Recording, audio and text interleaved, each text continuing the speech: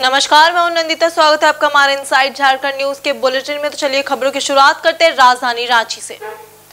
इधर राजधानी रांची में भारतीय जनता पार्टी ने गंभीर आरोप लगाते हुए कहा कि जेटेट भाषा नियमावली बनाकर राज्य सरकार जानबूझकर भाषा विवाद उत्पन्न करना चाहती है। वहीं रांची में आज प्रदेश कार्यालय में आयोजित संवाददाता सम्मेलन को संबोधित करते हुए पार्टी के प्रदेश प्रवक्ता और पूर्व विधायक अमित कुमार मंडल ने कहा कि सरकार जानबूझकर राज्य में भाषा विवाद उत्पन्न कर रही है और झारखंड को दिग्भ्रमित कर रही है।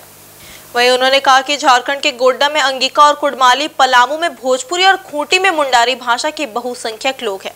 बावजूद इसके इन सभी जिलों में जेटेट भाषा नियमावली बहुसंख्यक बोली जाने वाली भाषाओं को हटा दिया गया है।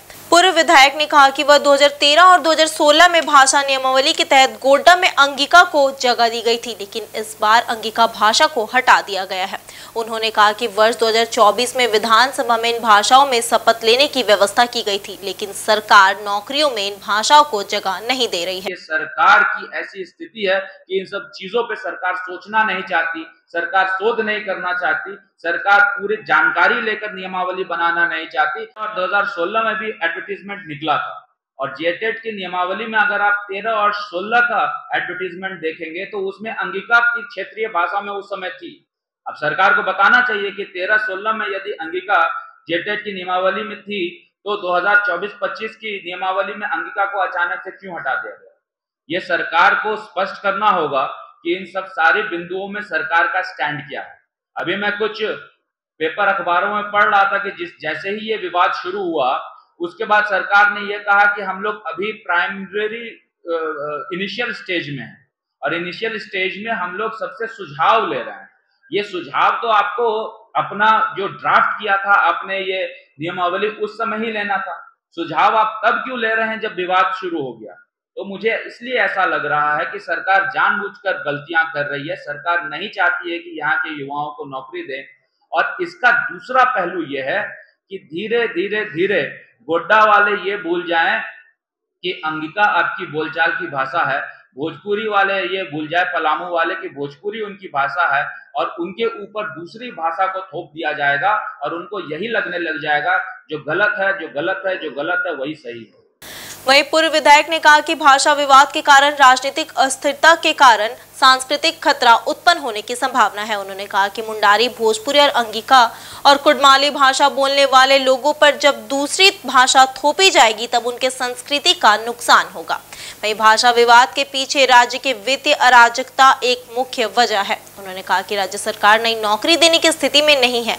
इस वजह से राज्य सरकार लोगों को भाषा विवाद में उलझाने का एक प्रयास कर रही है।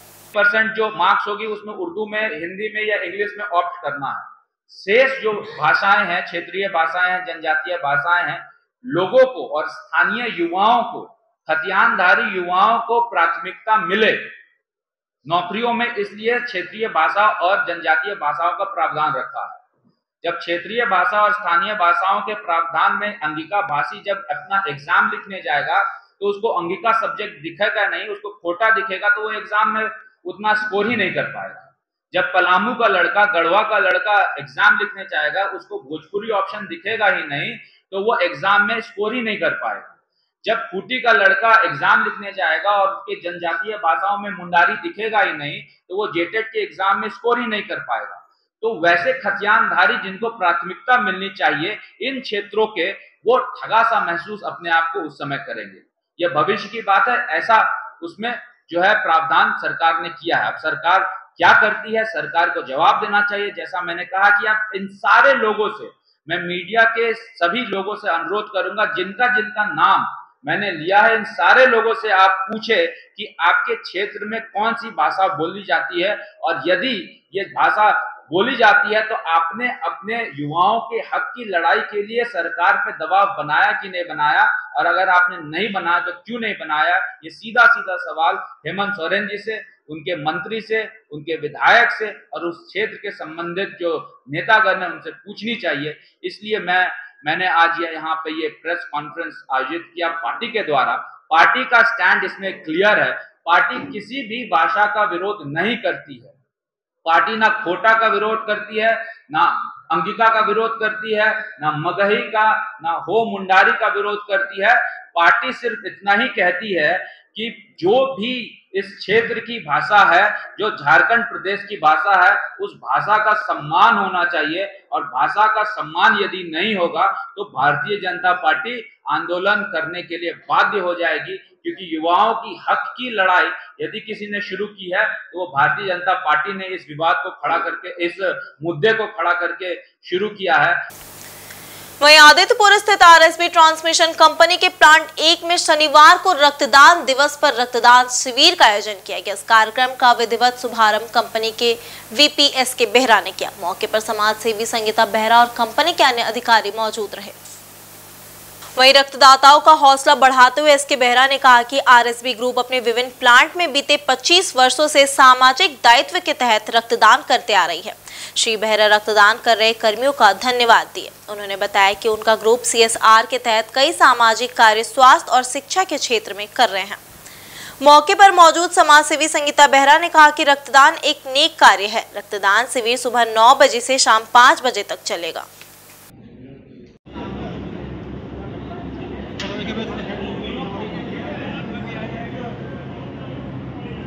चलते रहता है ये पूरा, हम लोग का साल भर ये प्रोग्राम है, और इसको हमारा HR जया इसको ऑर्गेनाइज करती है। ये आज यहाँ होने वाला था, मुझे कल पता चला, प्रोग्राम पहले से है, कल पता चला कि आपको आना है तो मैं आ गया।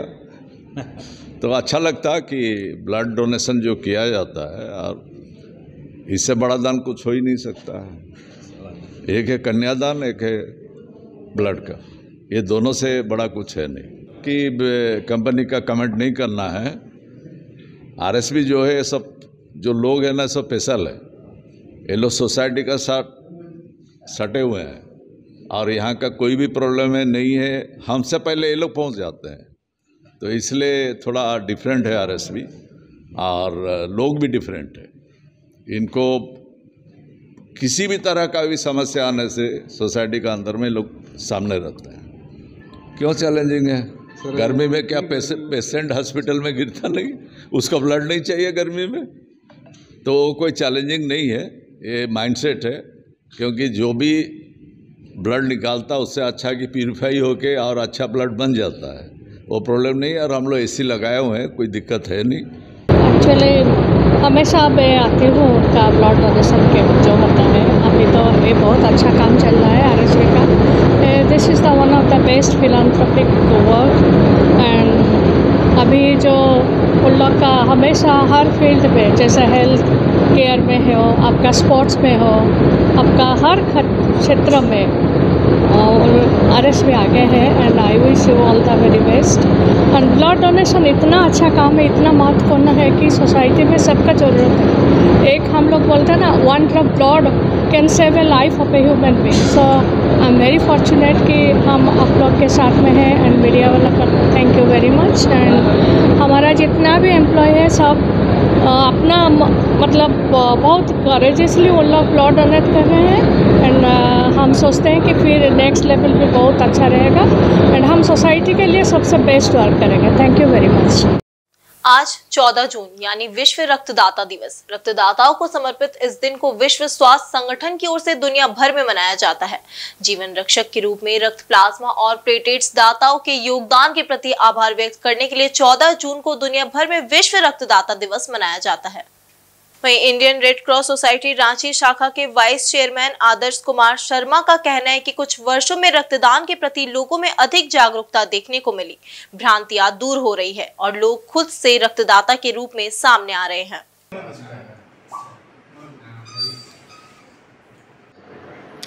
विश्व रक्तदाता दिवस में यही संदेश रहेगा कि आप अपना रक्तदान करें, स्वैच्छिक रूप से रक्तदान करें। जैसा कि मैंने पहले कहा था कि पुरुष हर 3 महीने में रक्तदान कर सकते हैं और महिला हर 4 महीने में एक बार रक्तदान कर सकती हैं। आपके एक रक्तदान करने से आप 3 जिंदगियों को बचाते हैं। आपके रक्तदान करने से मानवता की रक्षा होती है और कईयों की ज़िंदगी बच सकती है। इसलिए रक्तदान अवश्य करें, यही हमारा संदेश है। वहीं विश्व रक्तदाता दिवस के मौके पर आदर्श कुमार शर्मा ने अपील करते हुए कहा कि जीवन दान से जुड़े इस महान कार्य से अधिक लोग जुड़े। उन्होंने कहा कि एक स्वस्थ पुरुष हर 3 महीने पर जबकि महिला हर 4 महीने पर 1 यूनिट रक्तदान कर सकती है।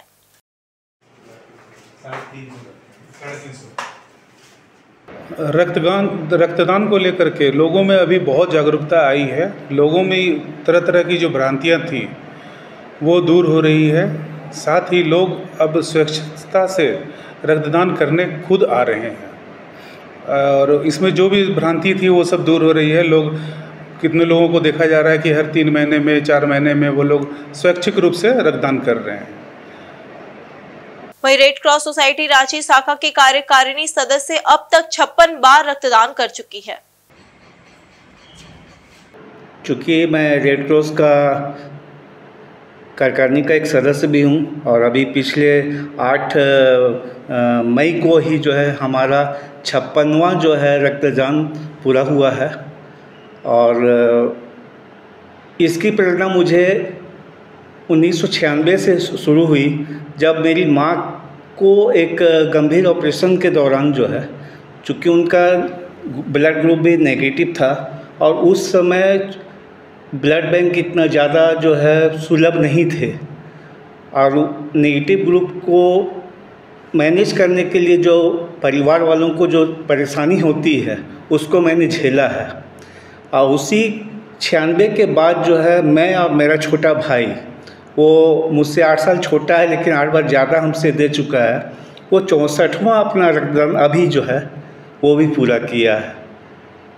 तो मैं तो यही संदेश देना चाहूँगा कि लोग ज़्यादा से ज़्यादा आगे आकर जो है रेड क्रॉस जैसे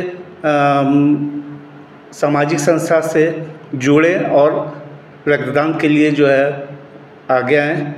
एक बात और बोलना चाहूँगा कि हमारे रेड क्रॉस के माध्यम से हर महीने करीब 18 या 20 यूनिट जो है थैलीसीमिया पेशेंट के लिए हम लोग अपना मदद व्यक्तिगत तौर पर कर रहे हैं। इसके लिए कोई पे नहीं होता है और उनको सहयोग की जाती है। इधर सरायकेला जिले के गमरिया थाना क्षेत्र अंतर्गत दुग्धा पंचायत के स्वरूप डी फुटबॉल मैदान से एक अधेड़ व्यक्ति का शव बरामद किया गया है।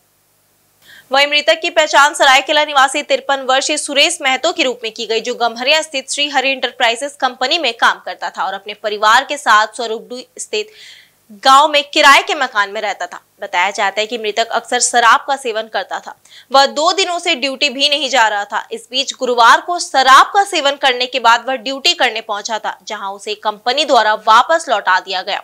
वहीं कंपनी में कार्यरत 2 अन्य मजदूर संजय दास, राजू महतो उसे घर छोड़ने आ रहे थे, लेकिन मृतक ने कहा कि वह अकेले घर चले जाएगा। वहीं अगले दिन सुबह मृतक का शव फुटबॉल मैदान से बरामद किया गया। कंपनी में कार्य करने वाले दोनों मजदूरों ने परिजनों को इसकी जानकारी दी। इसके बाद मौके पर पहुंची गम्हरिया पुलिस ने शव को कब्जे में ले लिया। इधर मृतक के पुत्र ने कंपनी में कार्य करने संजय दास और राजू महतो पर ही हत्या का आरोप लगाया है। पुलिस सभी पहलुओं पर जाँच कर रही है। ये 2 कंपनी से दोनों आदमी उसको निकाल के दारू रुपया है ना, उसके बाद लोग मार दिए। कौन मारा है? वो तो दोनों आदमी है सामने में, वो लोग को छोड़ा नहीं और वही दिखाया है, हम लोग तो देखे नहीं है। आप कौन है? उसका लड़का है। बेटा है? हाँ बेटा है। आपके पिता का लाश है? हाँ हाँ। क्या नाम है आपके पिता का? सुरेश महतो। कहाँ का? इधर पोटका में श्रीनाथ यूनिवर्सिटी द्वारा हाता में एक प्रेस कॉन्फ्रेंस का आयोजन किया गया, जिसमें मुख्य रूप से आर राजेश उपस्थित रहे। वहीं उन्होंने बताया कि 15 जून को श्रीनाथ यूनिवर्सिटी द्वारा जागरूकता लाने के लिए श्रीनाथ शिक्षक संगम का आयोजन किया जाएगा, जिसमें 10वीं और 12वीं की परीक्षा में पास करने वाले बच्चों का करियर काउंसलिंग एवं स्पॉट एडमिशन लिया जाएगा, जिसमें 50 लाख की छात्रवृत्ति के साथ चयनित छात्रों को 50% स्कॉलरशिप भी दिया जाएगा। यह एक छात्रों के लिए बहुत बड़ा फाइनेंशियल सपोर्ट है। साथ ही उन्होंने कहा कि श्रीनाथ यूनिवर्सिटी का स्थापना 2021 में हुआ है। जमशेदपुर श्रीनाथ यूनिवर्सिटी से आए हैं। आज का प्रेस कॉन्फ्रेंस हाता और उसके इर्द गिर्द के जितने भी लोग हैं उनको जागरूकता देने के लिए आए हैं कि श्रीनाथ शिक्षा संगम 15 तारीख को हाता में होने वाला है। यह कार्यक्रम इस बार जो 10वीं और 12वीं के बच्चे जो अभी एग्ज़ाम दिए हैं उनके लिए करियर काउंसलिंग और स्पॉट एडमिशन फेयर है हमारा, जिसमें 50 लाख तक की छात्रवृत्ति प्रोवाइड की जाएगी। तो हर बच्चे को उसके फी में 50% का स्कॉलरशिप मिलेगा, जो भी दिन हमारे एजुकेशन फेयर पे आता है, जानकारी लेता है और अपना सीट बुक करवाता है। तो यह एक फाइनेंशियल सपोर्ट है जो श्रीनाथ यूनिवर्सिटी की तरफ से सारे छात्रों को दिया जाएगा। इसी के लिए हम लोग आज आए हैं ताकि ज़्यादा से ज़्यादा लोगों को पता चले। श्रीनाथ यूनिवर्सिटी 2021 में बना था जमशेदपुर में। हमारे यहाँ पे 10th के बाद डिप्लोमा कोर्सेज से लेके ग्रेजुएशन के बाद के MBA program, PGA program, PG के बाद PhD प्रोग्राम, सारा चीज़ करेंगे। तो आप अभी किस पद पर हैं वहाँ? मैं जे राजेश, मैं डीन एडमिनिस्ट्रेशन हूँ श्रीनाथ यूनिवर्सिटी का। हमारे साथ मार्केटिंग हेड है गौरव मिश्रा और आलोक जी हैं हमारे मार्केटिंग मैनेजर, और पलाश जी हैं हमारे मार्केटिंग मैनेजर, और साथ ही यहाँ के हमारे एकेडमिक एसोसिएट है। इधर पोटका के हाथा चौक पर देर रात दो ट्रकों की भी जबरदस्त टक्कर हो गई। टक्कर इतनी भीषण थी कि एक ट्रक के परखच्चे उड़ गए और ड्राइवर गंभीर रूप से घायल हो गया। पोटका थाना क्षेत्र के हाथा चौक में शुक्रवार रात करीब 2 बजे दो ट्रकों के बीच आमने सामने से जोरदार टक्कर हो गई। बताया जा रहा है कि एक ट्रक जादूगोड़ा की ओर से आयरन लेकर जमशेदपुर जा रहा था, जबकि दूसरा ट्रक जमशेदपुर की ओर से सामने से आ रहा था। टक्कर इतनी तेज थी कि दोनों ट्रकों के फरकच्चे उड़ गए और घटना स्थल पर ही अफरा तफरी मच गई। इस हादसे में एक ट्रक के चालक देबू पात्र गंभीर रूप से घायल हो गए। सूचना मिलते ही पोटका थाना प्रभारी मनोज कुमार मुर्मू पुलिस बल के साथ मौके पर पहुंचे और घायल ड्राइवर को तत्काल इलाज के लिए MGM अस्पताल भेजा गया। फिलहाल पुलिस ने ट्रक को जब्त कर लिया और पूरे मामले की जाँच की जा रही है।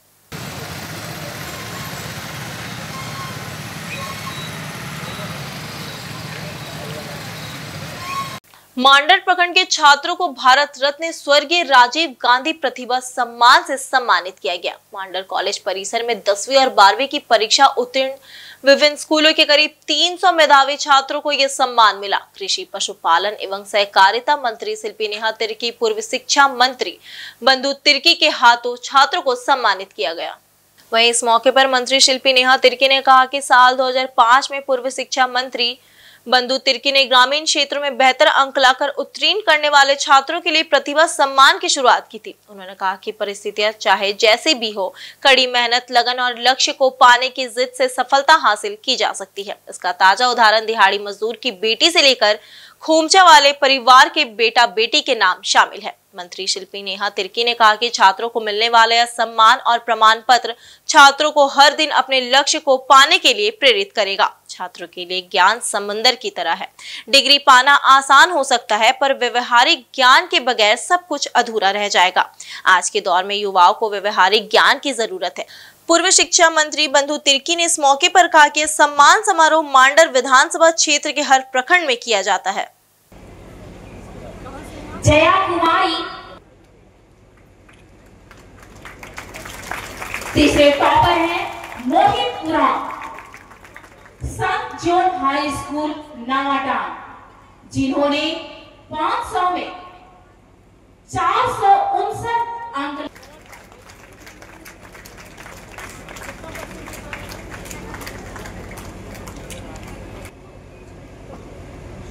Project girls +2 high school Tangar बसवी, जिन्होंने 500 में 432 अंक लाकर 86 हासिल किया है। जोरदार तालियां। बहुत बधाई। जब मैं 2005 में विधायक बना तो उस समय मैं देखा कि भाई महामहिम राज्यपाल के द्वारा और कई एक बड़े प्रतिष्ठान के द्वारा में शहर के लोगों को जो मैट्रिक में अच्छे अंक से पास होते थे, इंटरमीडिएट में, तो उनके सम्मान में इस तरह का कार्यक्रम प्रतिभा सम्मान का आयोजन किया जाता था। तो मैंने सोचा कि ग्रामीण इलाकों में क्यों नहीं इस तरह का कार्यक्रम किया जाए, और मैं उस कार्यक्रम से जो शहरी इलाका में जो कार्यक्रम होता था उसे प्रेरणा लेकर 2005 से यह कार्यक्रम को हमने शुरू किया। तकरीबन 20 साल हो गए और प्रत्येक साल इस तरह का प्रतिभा सम्मान का आयोजन किया जाता है। भारत रत्न स्वर्गीय राजीव गांधी के नाम से मुझे 5 वर्षों से इसके नाम से सुन रहे हैं और इसका हमको परिणाम भी अच्छा मिला है। कई एक जगह हम देखते हैं कि हम जब जाते हैं तो स्टूडेंट इस तरह के स्टूडेंट मिलते हैं और विशेष करके कहा जाए कि मांडर विधानसभा में न केवल मांडर में बल्कि चान्हो, बेड़ो, लापुंग में भी, इटकी में भी, लापुंग भी आज का दिन में कभी वहाँ पर 3 बजे के बाद लोग दिखाई नहीं देते। आज एजुकेशन हब के रूप में दिखाई देता है। वहाँ पर कस्तूरबा स्कूल है, तो आपका वहाँ सरकारी स्कूल, काफ़ी बच्चे वहाँ पर। ये तमाम चीज़ें आप जो देख रहे हैं आज जो परिवर्तन सारे ये इसी का ही परिणाम है। चान्हो में वीर बुजुर्ग कॉलेज, इंटर कॉलेज पूरा कंप्यूटर एजुकेशन, ये तमाम चीज़ें हैं। और जो शिक्षा के क्षेत्र में जितना प्रयास हम लोग किए हैं, निश्चित रूप से हम लोग कुछ पूछने का काम किया गया है। जब से मांडर विधानसभा का बागडोर संभाले 25 साल से ये कार्यक्रम हम लोग प्रत्येक साल करते हैं कि हर एक प्रखंड में ग्रामीण बच्चों के लिए इस तरह से प्रतिभा सम्मान समारोह रखा जाता है। ये उनको उत्साहित भी करता है, साथ ही साथ जो दूसरे बच्चे हैं जो इस आज के कार्यक्रम में नहीं पहुंच पाए वो भी इससे प्रेरणा लेते हैं। और यही कारण है कि आज आप देखेंगे तो नौकरी पेशा में भी बहुत अधिक आपको लोग मिलते हैं जो मांडर विधानसभा से हैं। तो ये एक जो ट्रेंड शुरू हुआ इस विधानसभा से, इसका नतीजा है कि आज लोग शिक्षा को इतना ज़्यादा जिसको कह सकते हैं प्रायोरिटी, प्राथमिकता देते हैं यहाँ के लोग। और हम चाहते हैं कि ये प्रथा आगे भी चलते रहे, शिक्षा में लोगों का अधिक से अधिक ध्यान हो। और इसी प्राक्कलन में हम लोग ये जो आपका देख रहे हैं मांडर कॉलेज, इसको भी हम लोग विश्वविद्यालय बनाने की ओर ले जाना चाहते हैं। उसी के क्रम में नए कॉलेज का भी यहाँ उद्घाटन किया गया, जो आप देख रहे हैं कि काफ़ी हद तक बन गया और शायद 1 महीने के अंदर हैंडओवर भी हो जाएगा। तो खैर, शिक्षा व्यवस्था को झारखंड में तो सुदृढ़ करने की ज़रूरत है ही, मगर अपने विधानसभा स्तर में जो संभव है वो संभव प्रयास हम लोग कर रहे हैं। बड़ा हादसा देश में अहमदाबाद में। अब समय हो चला एक छोटी सी ब्रेक का, तब तक के लिए देखते रहे इनसाइड झारखंड न्यूज़। धन्यवाद।